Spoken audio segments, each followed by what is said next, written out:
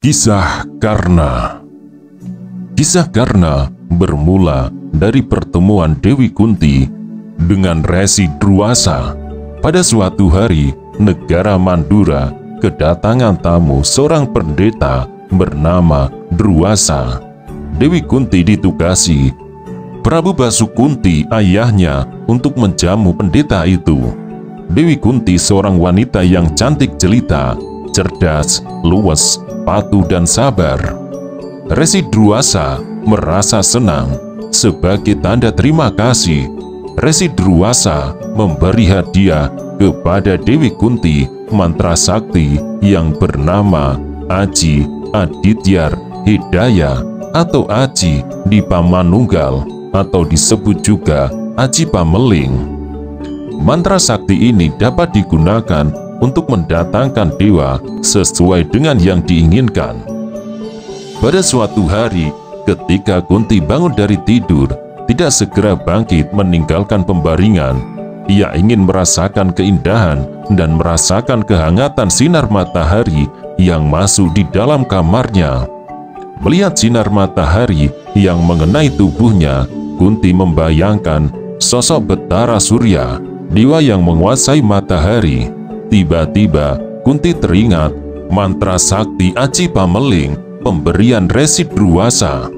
Sebagai darah belia, ia tergoda untuk mencoba menggunakan. Dia membaca mantra sakti tersebut. Hasilnya sungguh luar biasa.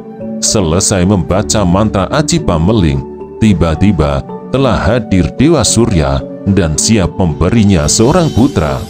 Kunti yang ketakutan menolak karena ia sebenarnya hanya ingin mencoba keampuhan Aji Pameling.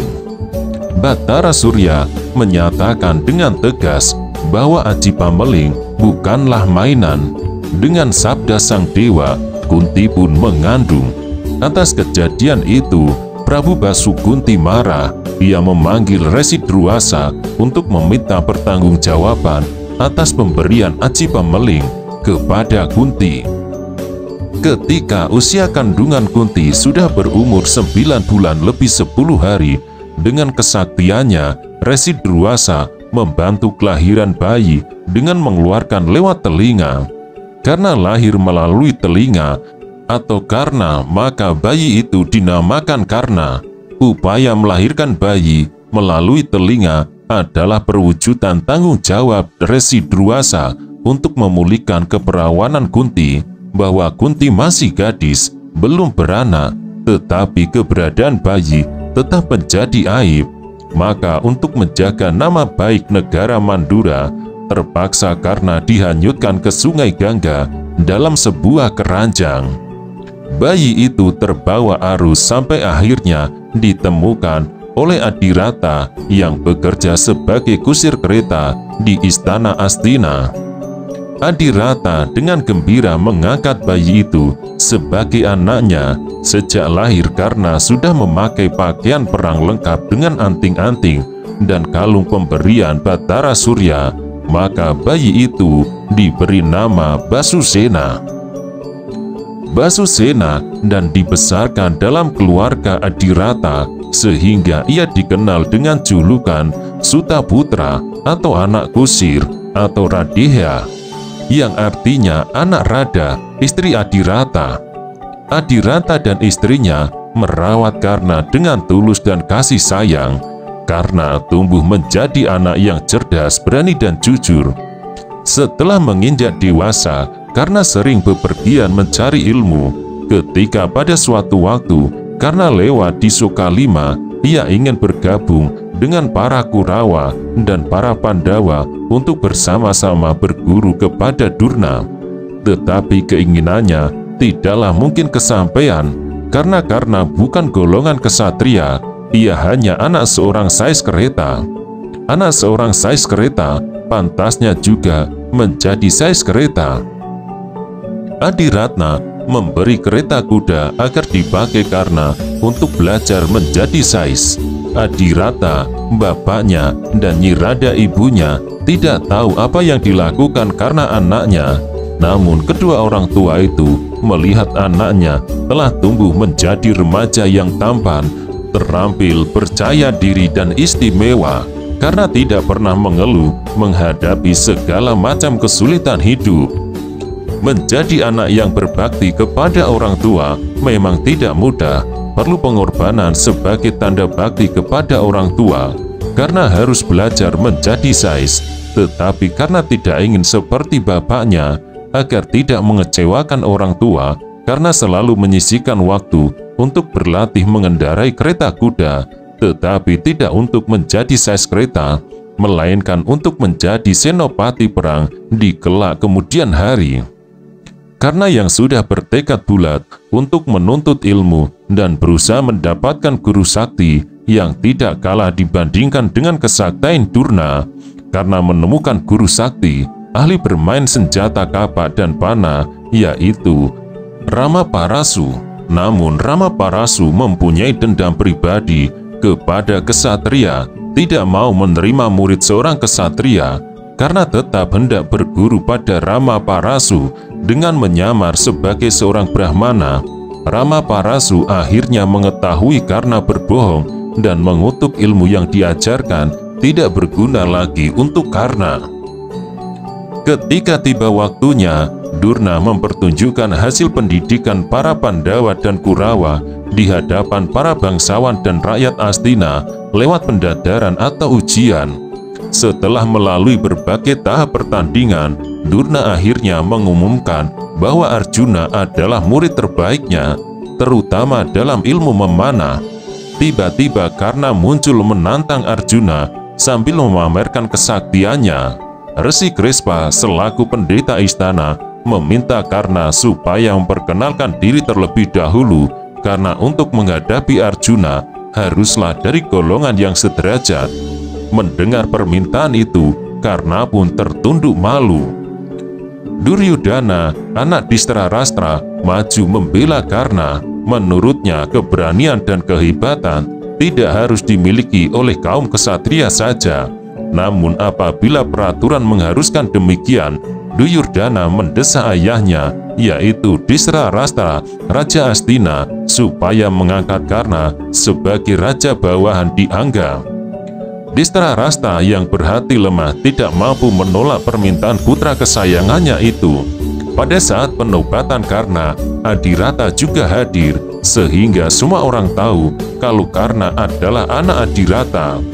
Bimasena mengejeknya sebagai anak kusir, sehingga tidak pantas bertanding melawan Arjuna yang berasal dari kaum bangsawan.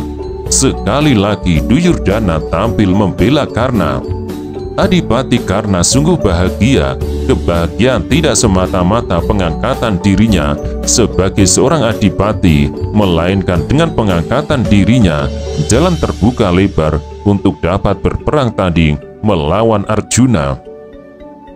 Kelak di kemudian hari, sejak saat itu terjalin persahabatan Karna dengan Duryudana. Karna resmi dinobatkan menjadi Raja Angga. Apabila Karna dilahirkan Kunti melalui anugerah Batara Surya, maka Arjuna lahir melalui anugerah Batara Indra. Menyadari kesaktian Karna, Batara Indra merasa cemas kalau Arjuna kelak sampai kalah jika bertanding melawan putra Batara Surya itu. Maka Batara Indra pun merencanakan merebut baju pusaka Karna dengan menyamar sebagai seorang pendeta. Karena jika mengenakan pakaian pusaka tersebut, Karna tidak mempan terhadap senjata jenis apapun. Rencana Batara Indra terdengar oleh Surya. Ia pun memberitahu Karna, namun Karna sama sekali tidak risau. Ia telah bersumpah akan hidup sebagai seorang dermawan, sehingga apapun yang diminta oleh orang lain pasti akan dikabulkannya. Batara Indra yang menyamar sebagai seorang resi tua datang menemui Karna saat sedang sendirian. Ia meminta sedekah berupa baju perang dan anting-anting yang dipakai Karna. Karna pun mengiris semua pakaian pusaka yang melekat di kulitnya sejak bayi tersebut menggunakan pisau. Batara Indra terharu menerimanya. Ia pun membuka samaran dan memberikan pusaka Indrastra baru berupa konta sebagai hadiah atas ketulusan Karna. namun pusaka Konta hanya bisa digunakan sekali saja. Setelah itu ia akan musnah. Menurut versi lain, pusaka Konta yang diperoleh Karna bukan anugerah Batara Indra, melainkan dari Betara Guru. Menurut versi ini, senjata Konta disebut dengan nama Kuntawijaya Danu. Sebenarnya akan diberikan kepada Arjuna yang saat itu sedang bertapa mencari pusaka untuk memotong tali pusar keponakannya, yaitu Gatotkaca putra Bimasena. Dengan bantuan Batara Surya, Karna berhasil mengelabui Batara Naradra yang diutus Betara Guru untuk menemui Arjuna. Setelah masa hukuman atas kekalahan dalam permainan dadu berakhir, para Pandawa pun muncul kembali untuk mendapatkan hak mereka atas kerajaan Indraprastha.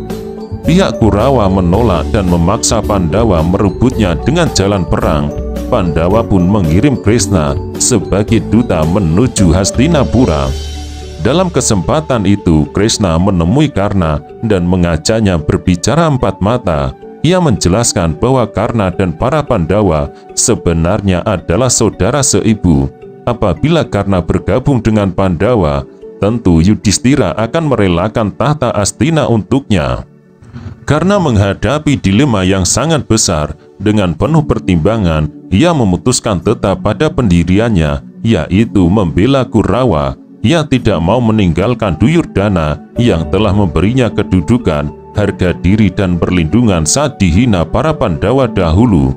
Rayuan Krishna tidak mampu meluluhkan sumpah setia Karna terhadap Duryodhana yang dianggapnya sebagai saudara sejati. Di samping itu, Karna menolak dengan alasan sebagai seorang kesatria, ia harus menepati janji bahwa ia akan selalu setia kepada Duryodhana. Krishna terus mendesak bahwa drama seorang kesatria yang lebih utama adalah menumpas angkara murka. Dengan membela Duryodhana, berarti Karna membela angkara murka. Karena terus didesak, Karna terpaksa membuka rahasia bahwa ia tetap membela Kurawa supaya bisa menghasut Duryodhana agar berani berperang melawan Pandawa.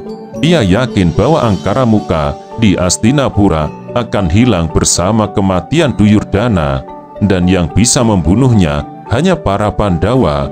Karna yakin bahwa jika perang meletus, dirinya pasti ikut menjadi korban. Namun ia telah bertekad untuk menyediakan diri sebagai tumbal demi kebahagiaan adik-adiknya, para Pandawa. Setelah Durna gugur dalam perang Batara Yuda pada hari ke-15, Duryodhana menunjuk Karna sebagai panglima yang baru. Karna maju perang dengan Salya Raja Mandraka sebagai kusir keretanya dengan harapan bisa mengimbangi Arjuna yang dikusiri Krishna. Karena kemudian bertanding melawan Arjuna, keduanya saling berusaha membunuh satu sama lain. Ketika Karna mengincar leher Arjuna menggunakan panah naga sastra, diam-diam Salya memberi isyarat kepada Krishna.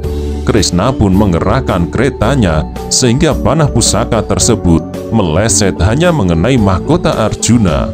Pertempuran tersebut akhirnya tertunda oleh terbenamnya matahari. Pada hari ke-17, perang tanding antara Karna dan Arjuna dilanjutkan kembali. Setelah bertempur dalam waktu yang cukup lama, kutukan atas diri Karna pun menjadi kenyataan. Ketika Arjuna membidiknya menggunakan panah Pasupati, salah satu roda kereta Karna terperosok ke dalam lumpur sampai terbenam setengahnya.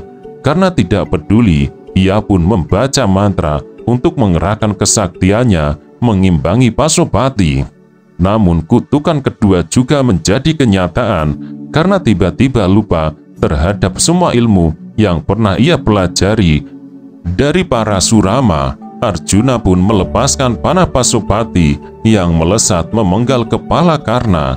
Karna pun tewas seketika. Keris pusaka Karna yang bernama Kalodite tiba-tiba melesat ke arah leher Arjuna. Arjuna pun menangkisnya menggunakan keris Kalanada, peninggalan Gatotkaca. Kedua pusaka itu pun musnah bersamaan.